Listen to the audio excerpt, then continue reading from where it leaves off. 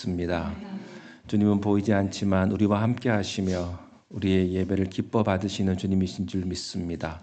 우리의 생각과 우리의 마음이 온전히 주 예수 그리스도를 바라보는 그 마음으로 하나 되게 하시고 이 시간 세상의 모든 무거운 짐들을 다 내려놓고 귀한 말씀의 은혜 가운데 거하는 복된 시간으로 인도하여 주시옵소서. 예수님 이름으로 기도하옵나이다. 아멘. 우리는 지금까지 기도원에 대한 말씀을 계속해서 나눠왔습니다. 기도원에 대해서 함께 말씀을 나누고 있는데요. 기도원은 300용사를 데리고 13만 5천 명의 미디안 군대를 물리치는 대승리를 경험했습니다.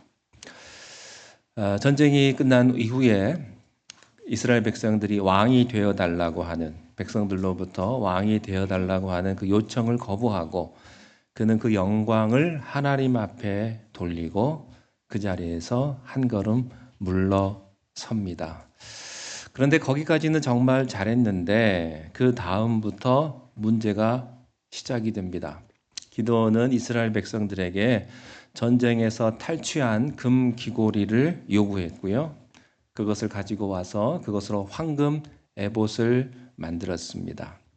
이것이 이스라엘과 또 그의 가문을 파멸로 이끄는 시초가 됩니다. 여러분, 우리는 항상 하나님 앞에서 물질적인 선택이 아니라 영적인 선택을 해야 될 것이고요. 선줄로 생각하는 자는 항상 넘어질까 조심해야 될 줄로 믿습니다. 자, 기드온의 문제는 그뿐만이 아니었습니다. 그의 가정도 문제였습니다. 자, 29절, 30절 말씀입니다. 읽어주세요. 네. 요아스의 아들 여룹바알이 돌아가서 자기 집에 거주하였는데 기드온이 아내가 많으므로 그 몸에서 낳은 아들이 70명이었고 예. 기드온이 사사로서의 공직을 내려놓고 집에 돌아가서 조용히 여생을 보내지 않았습니다. 아들이 몇 명이요?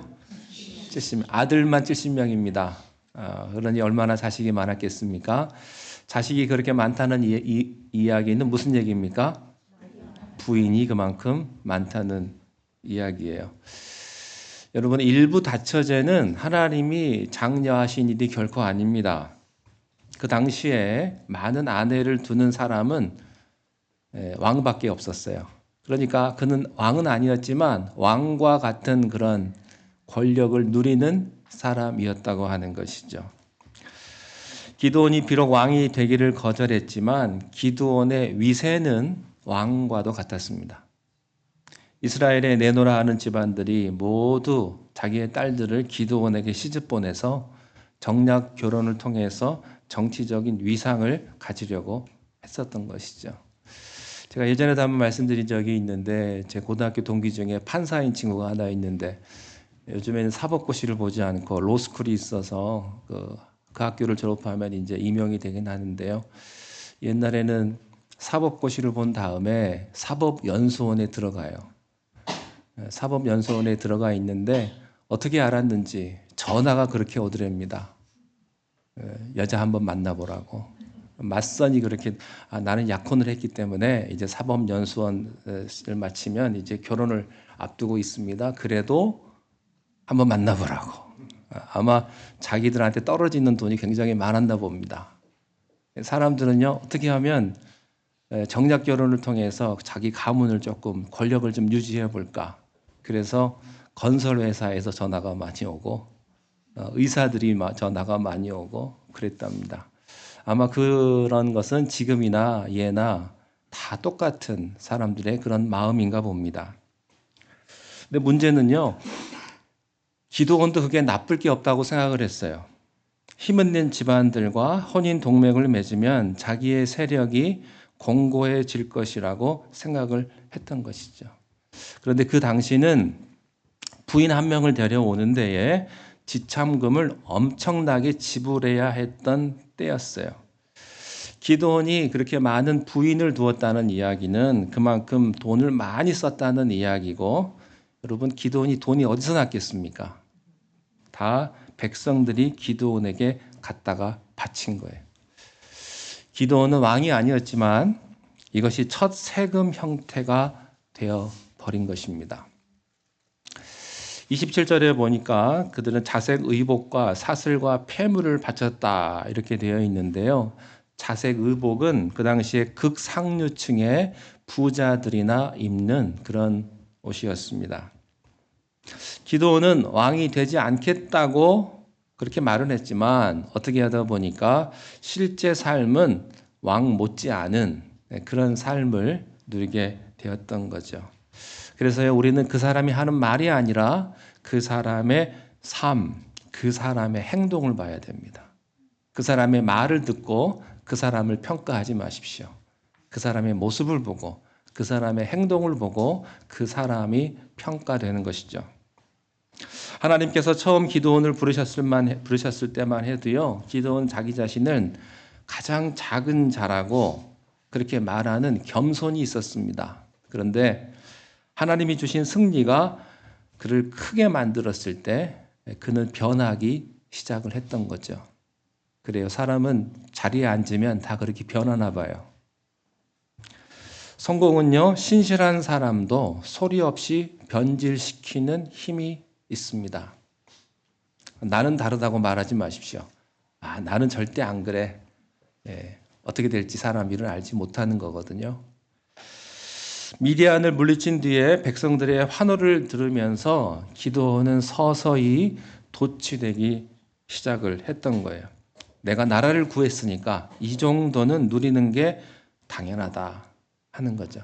자기에게 머리를 조아리는 집안들과 정략 결혼을 하면서 자기도 모르게 자기의 어깨에 힘이 들어가기 시작을 한 겁니다. 기드온의 이런 모습에서 우리는 고난의 때보다 풍요의 때에 신앙을 지키는 것이 얼마나 힘들고 어려운가를 알 수가 있어요. 자, 그런 다음에 이제 기드온에게 있어서 그의 인생에 있어서 땅을 치고 후회할 아주 큰 사고가 하나 생기는데 기드온이 참 기가 막힙니다. 자, 31절 말씀을 함께 읽겠습니다. 시작. 세겜에 있는 그 접도 아들을 낳았으므로 그 이름을 아비멜렉이라 하였더라. 세겜은 기드온의 고향 오브라에서 굉장히 먼 곳입니다. 이미 아들이 70명이나 많을 정도로 부인이 그렇게 많았는데 세겜에까지 가서 거기에서 또 첩을 두었다 하는 것은 기드온의 사생활이 얼마나 문란했는지를 보여주는 거예요.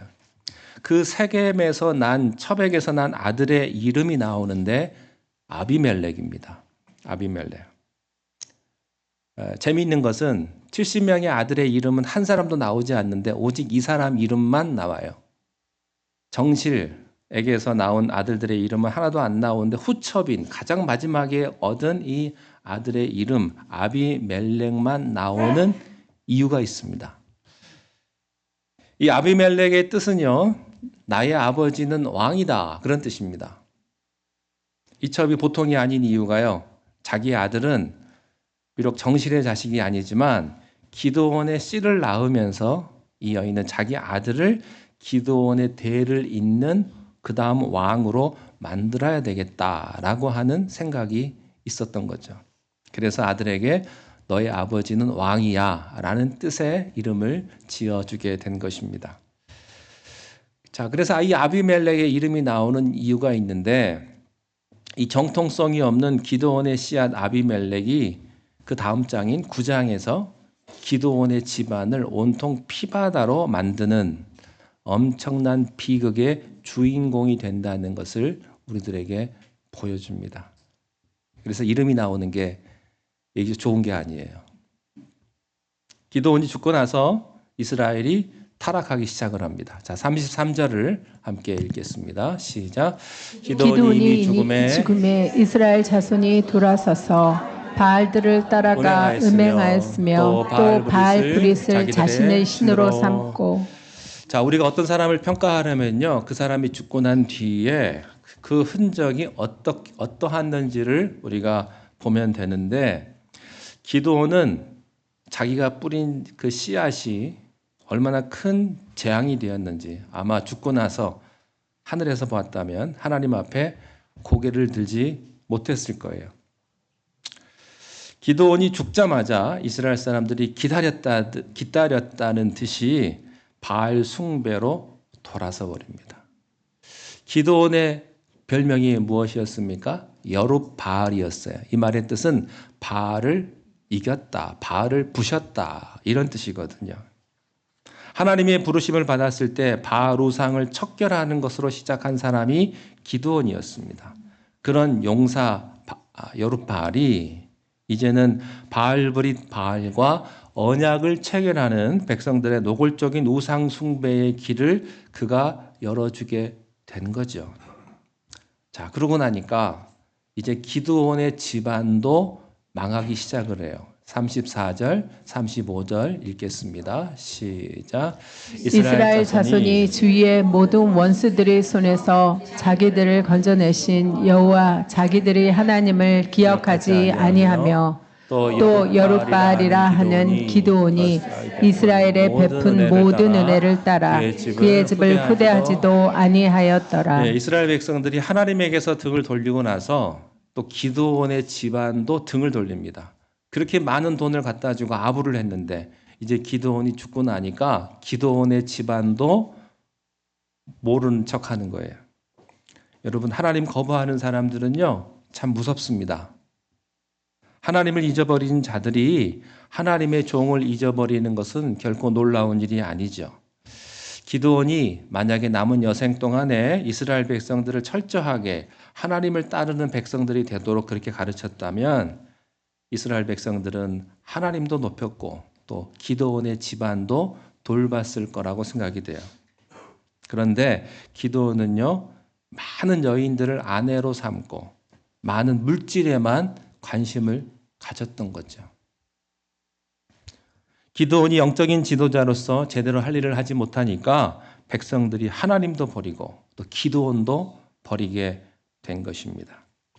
이 오늘의 말씀이 사사기서 전체에서 아주 큰 의미가 있는 이유는요. 이 사사기는 이스라엘에 왕이 없던 시대에 쓰여진 책인데 여호수아가 죽고 나서 리더가 없으니까 백성들이 모두 각각 자기의 소견대로 자기의 옳은 대로 행했던 그런 무질서한 시대였는데 처음으로 백성들이 왕을 갖게 해달라고 일어난 때가 바로 지금입니다.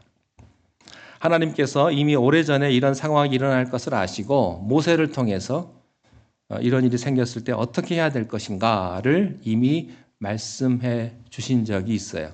그 신명기 17장 14절인데요. 함께 읽겠습니다. 시작. 내가 내 하나님 여호와께서 내게 주시는 땅에 이르러 그 땅을 차지하고 거주할 때에 만일 우리도 우리 주위의 모든 민족들 같이 우리 위에 왕을 세워야겠다는 생각이 나거든. 15절 거기까지만 읽겠습니다. 우리 위에 왕을 세워야겠다는 생각이 나거든. 여기서 주목할 것은요. 왕은 하나님이 명령한 체제가 아니고 백성들이 만든 시스템입니다. 하나님이 주도하신 것이 아니고 백성들이 하게 해달라고 밀어붙이니까 하나님이 허락해 주신 시스템이에요. 여러분 이거 기억하셔야 됩니다. 우리가 옳지 않은 것을 구하면요. 하나님이 안 돼 이렇게 하시지만 할 수 없이 인정하고 넘어가는 경우도 있다고 하는 거예요. 힘든 광야에서는 가끔씩 불평하고 원망을 했어요. 그렇지만 그래도 하나님의 리더십을 따랐던 이스라엘 백성들이었습니다. 그런데 약속의 땅에 들어가고 나서 달라진 거예요. 주변 이웃 나라들을 보기 시작을 한 겁니다. 광야에서는 하나님만 바라보고 살던 사람들이 이제는 좀 살만해지니까 주변을 보기 시작을 한 거예요. 이웃 나라들을 보면서 우리도 좀 저렇게 살고 싶다. 우리도 좀 눈에 안 보이는 통치자를 갖고 싶다고 요구하기 시작을 한 겁니다. 여러분, 주변을 보지 마세요. 앞만 보세요. 그리고 여러분보다 더 위에 있는 사람들을 보지 마세요. 아래에 있는 사람들을 보세요. 여러분, 그들이 왕을 세우겠다고 생각한 것은 기도하고 예배하는 동안에 받은 생각이 아니고요. 뉴스 보면서, 옆 동네 보면서 들은 생각이에요. 이 차이입니다. 이게 굉장히 중요한 이유가 여러분, 여러분에게 떠오르는 생각과 영감은 기도하면서 받은 영감입니까? 아니면 옆에 사람들과 떠들다가 아니면 유튜브 보다가 생긴 그런 생각입니까? 이게 완전히 달라요. 하나의 생각은 축복일 것이고 하나의 생각은 재앙으로 가는 생각일 거예요. 왕을 세우겠다고 하는 생각은요, 재앙으로 가는 생각이었어요. 왕은 항상 백성들에게 기쁨보다는 실망을 줍니다.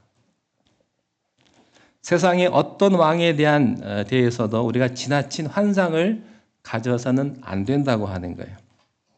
요즘은 왕보다도 대통령이니까 여러분, 퇴임하는 대통령 가운데 어깨 피고 웃으면서 기쁨으로 존경받으면서 퇴임하는 대통령이 그렇게 많지 않더라고요.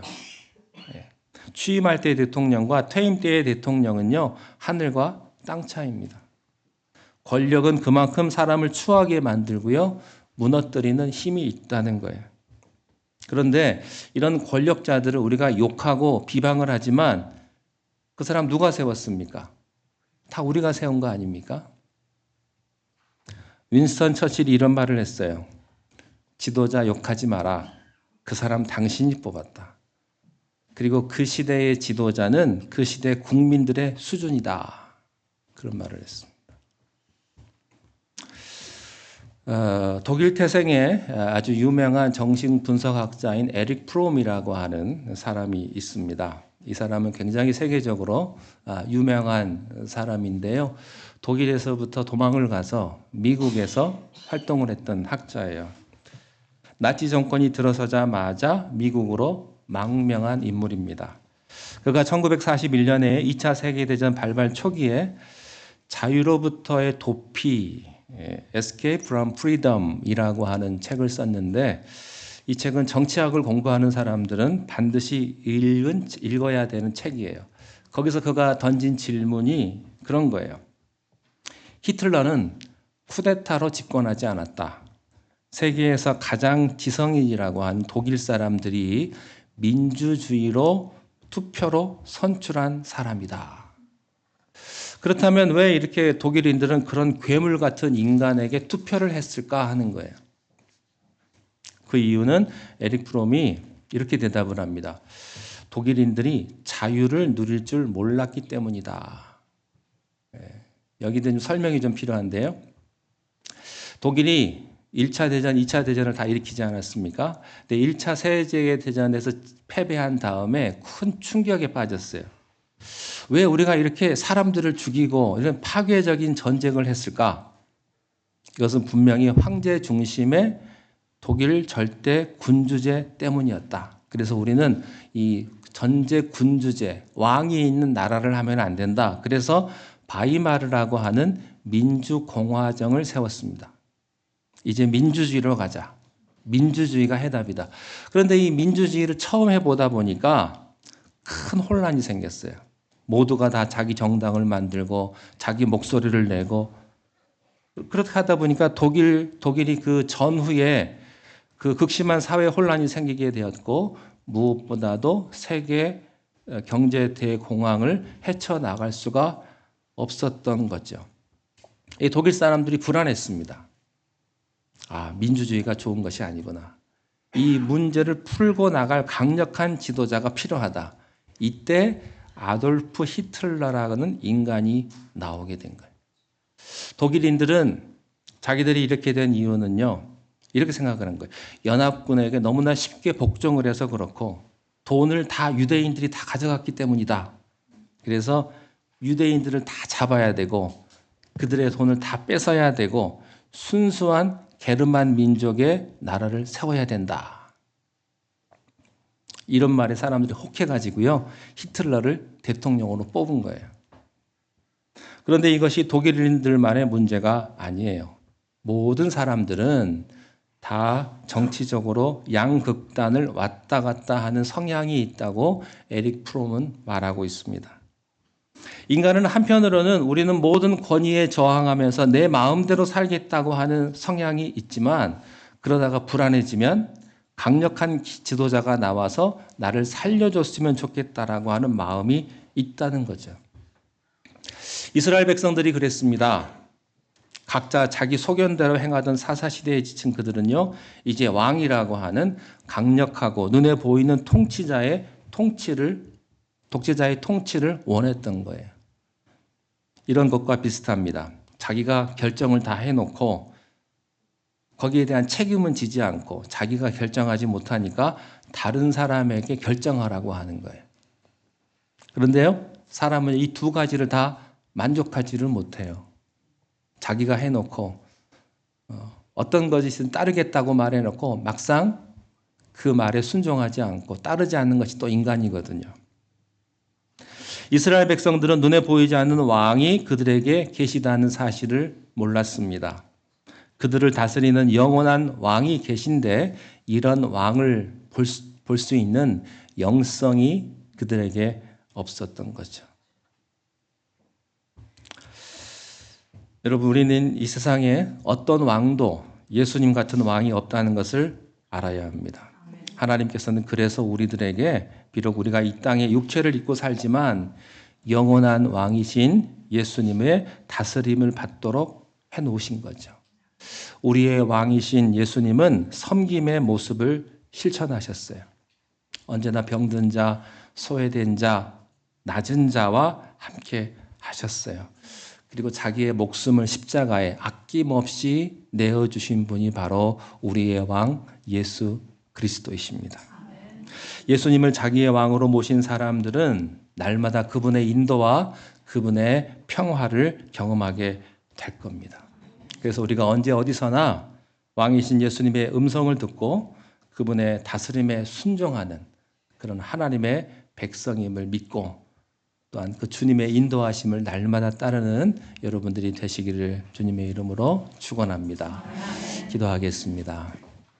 하나님 아버지, 우리가 이 땅에 어떤 사람을 의지하기보다 우리의 왕 되신 예수 그리스도를 바라보게 하시고 그 주님 앞에 우리의 모든 삶을 내어 맡기며 하나님의 말씀대로 순종하는 삶을 살아가는 우리가 되게 인도하여 주시옵소서. 예수님 이름으로 기도하옵나이다. 아멘.